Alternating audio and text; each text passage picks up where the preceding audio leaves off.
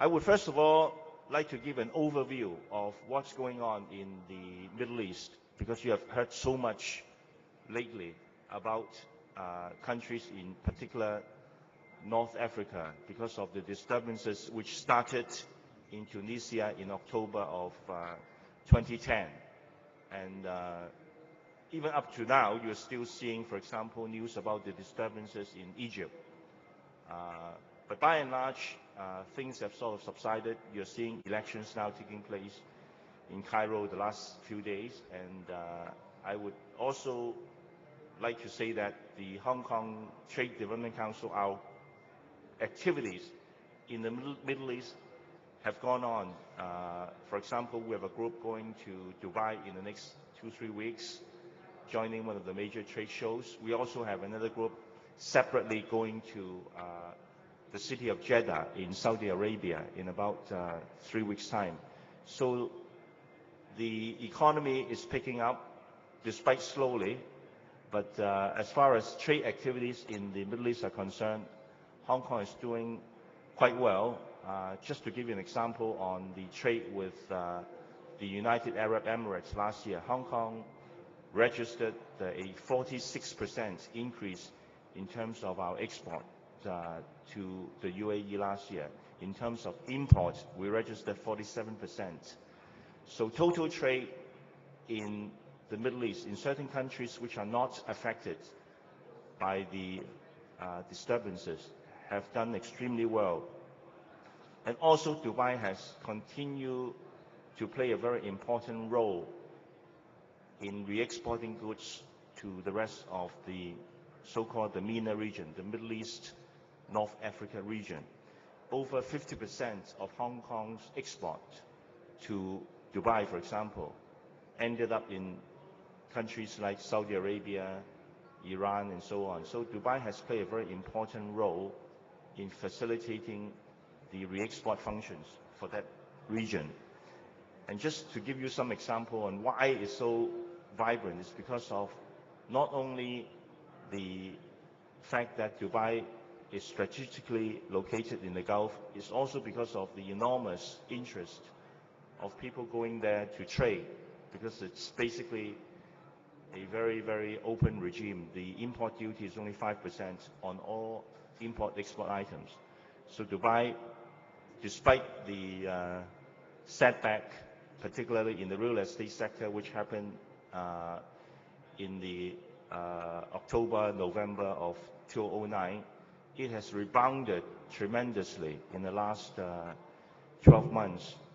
Retail sales have gone up, tourist arrivals have gone up, and more importantly, you're seeing a very important increase in terms of Chinese community in the UAE, in the United Arab Emirates. There were only about 30,000 Chinese that lives in the UAE 10 years ago. Today, in the UAE, there are over 300,000 Chinese, 10 times increase in a matter of 10 years. Why is that? It's because basically of the trade between the territories and also the countries in that particular region. The biggest, for example, wholesale market, the wholesale mall in the world outside China is in Dubai. There's a big, gigantic wholesale market with 4,000 wholesalers. They call the Dragon Mart, which was built back in 2004. And since then, several specialized merchandise marts in Dubai have been built, including specialization in toys, garment, electronics. And just 2 weeks ago, they opened a very important and very big mart in building material. So all these are going on despite the fact that there are disturbances happening around that region.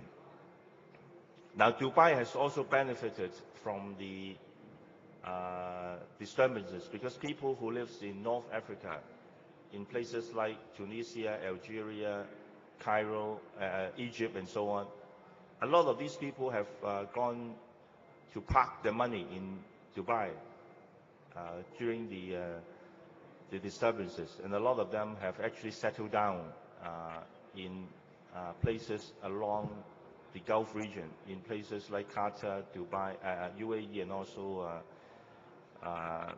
Saudi Arabia. A lot of these people have not only been able to settle down there, they have purchased real estate and so on.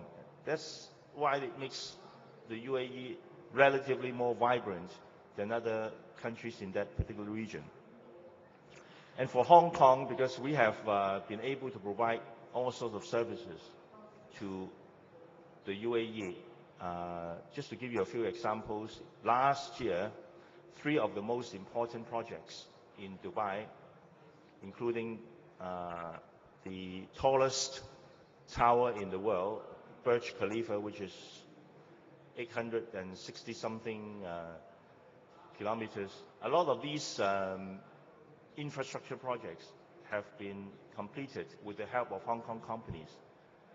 The curtain wall at this so-called the Burj Khalifa, the Khalifa Tower in Dubai, the tallest building in the world, the curtain wall was built by Hong Kong.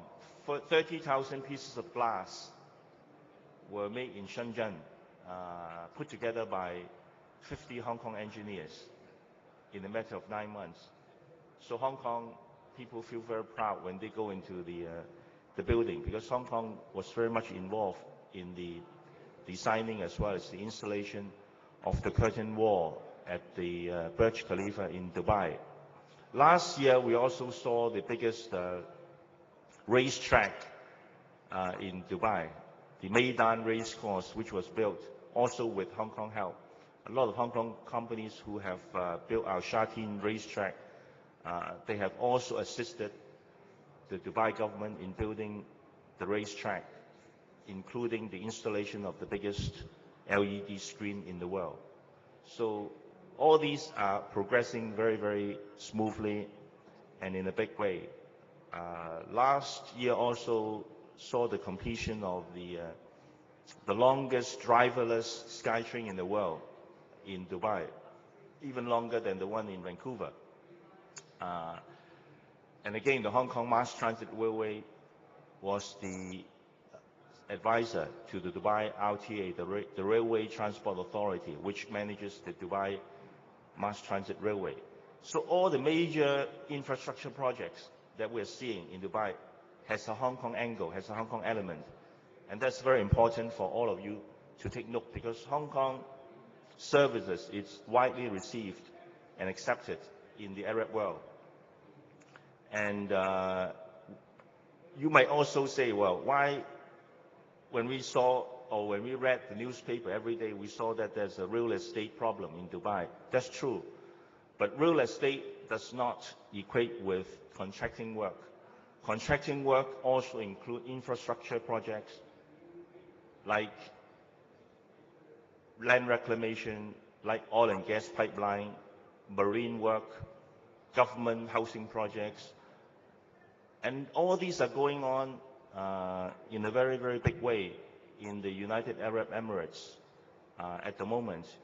And I would encourage that companies in Hong Kong in the services sector should look at all these possibilities. Despite what you have read in the paper, that's true. The real estate market has been adversely affected because of the very, very large supply of property, particularly along the main commercial centers in Dubai.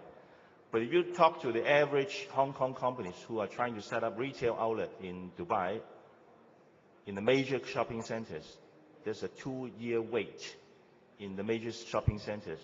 Giordano's just set up their 200th shop in the region. There are 200 Giordano shops. There's a Hong Kong brand name in menswear and women's wear. A lot of these brand names are widely accepted in Dubai. And these people have been attempting to penetrate the market through Dubai. And in a way, they've done it extremely well. But again, even if we talk about the property surplus or the glut in the market, we're still seeing that there's a long wait, 2 years of waiting time for the average retailer to get a good shopping space in Dubai. Now going back to the the UAE, a lot of you might not be aware that the UAE, a lot of people are aware that there is Dubai, there's Abu Dhabi, but there are a number of smaller emirates in the UAE, including the Emirates of Ajman, the Emirates of Sharjah. Actually, 2 of them were in our SME Market Expo as exhibitors last year. Sharjah, of course, was the first emirate to set up with an airport and also a convention center in the UAE, even before Dubai.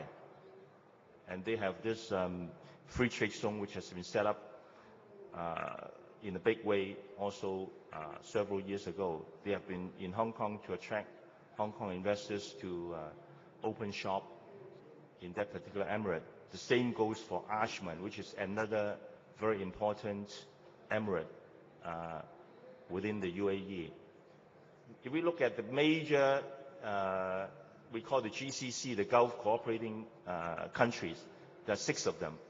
These countries are largely unaffected by what's happening, the disturbances that happen in North Africa, because of the fact that these countries have very good resources and they were able to lay aside a lot of the money to finance the small, medium enterprises. For example, last year we saw the Saudi Arabian government, the Kuwaiti government, including, of course, the Omani government, have all launched very extensive small, medium enterprises program to help these companies to start their business, to help these companies to trade with the rest of the world.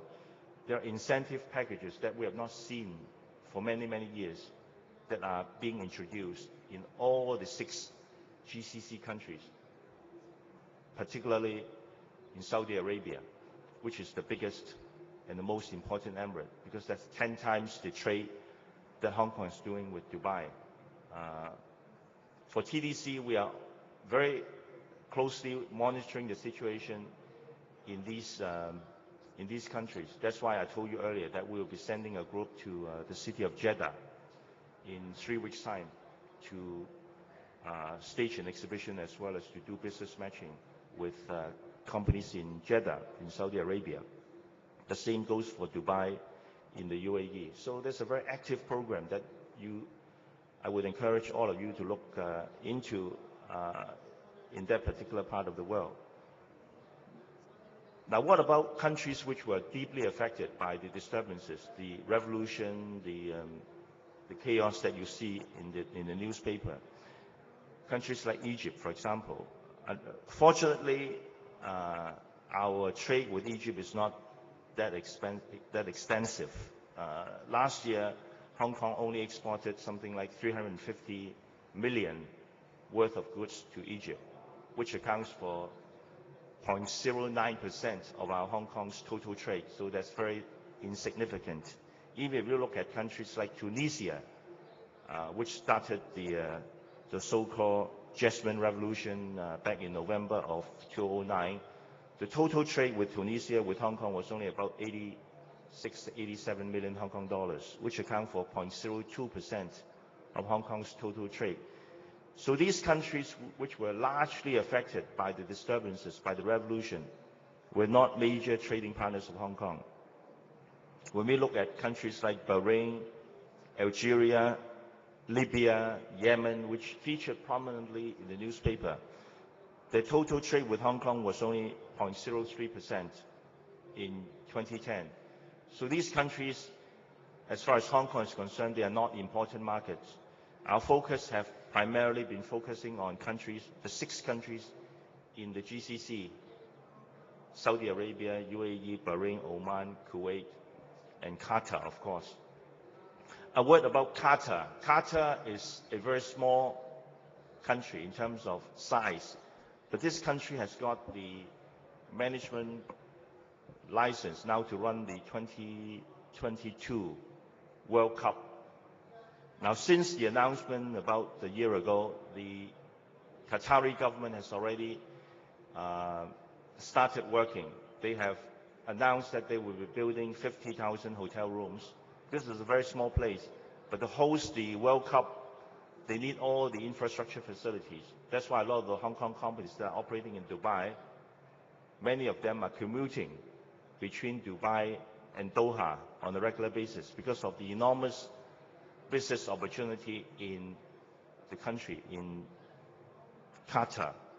They have to build, apart from the hotel rooms, they have to build stadiums, they have to build major infrastructure projects, road system, in order to qualify them to become the host of the 2022 World Cup. Another important consideration are the establishment of wholesale centers in the GCC countries. Not only are the wholesale centers popular in Dubai, we are seeing, for example, wholesale centers now being set up in countries like Saudi Arabia, Qatar, Kuwait, and even to a smaller extent in Oman. So these wholesale centers are serving very important functions. And in turn, because of these wholesale centers, a lot of the Chinese and Hong Kong companies have used the facility to market their goods to other parts of that region. Now, because of the increase in terms of trade, there's also increase in the terms of legal business in that part of the world. In the UAE and in other major trading centers in the Arab world, they use what they call the Sharia law instead of the British common law that we use here in Hong Kong and in our developed markets. About a month ago, the Hong Kong Law Society organized a mission to Dubai. And what they have studied is, because Dubai and also the UAE is only country that practice both the British common law and the Sharia law. But the British common law is only confined to certain free trade zones like the Dubai International Financial Center tenants. Now, after looking into various possibilities, the UAE government has now introduced a new system whereby they would allow companies which are not located inside the DIFC, inside the free trade zone, to also use the British common law. Now, that's a very important development because that would open up a lot of possibilities for the Hong Kong legal sector, Hong Kong lawyers, because the Hong Kong lawyers would from now on be able to help countries in the Arab world.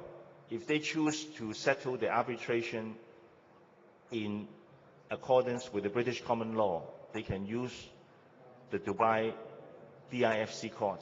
In the past, it's not permitted. Only companies which are located inside these free trade zones can use the British common law to interpret or to arbitrate cases. But from now on, because of the new development, they would also be able to use the facilities inside the DIFC to arbitrate cases if they decide to do so. Now, there are lots of new possibilities for companies in both the merchandise trade as well as the services trade. Now, because of the time limit, I will stop here because I would like to give the floor to my friend to introduce you. The Iranian market is the biggest, one of the biggest markets in the world. Now, there's probably 80 million people living in Iran. 1 million, you might not know, 1 million Iranians lives in the state of California alone. Huge trade between Iran, but unfortunately, Iran is under UN and US sanctions, which is a major hurdle in the process.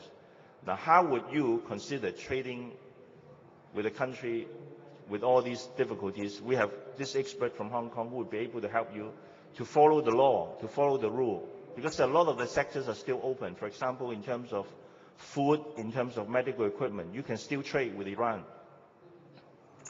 And if you talk to the Hong Kong trade fair organizers, every year 40,000 Iranians visit the Guangdong Fair in Guangzhou. And a lot of them comes to Hong Kong for our trade fairs. Even in this particular show, the SME Market Expo, we have got 50 Iranians from the city of Mashhad. Mashhad is a city which is very close to Afghanistan. It's the gateway of trade between Iranians and Afghanistan. So a lot of these companies are in Hong Kong trying to develop some trading relationship with companies in Hong Kong, companies in China, and so on. So without further ado, I would like to invite Mr. Murad to come to the stage to introduce to us how you could benefit from his service in doing business with Iran. Thank you.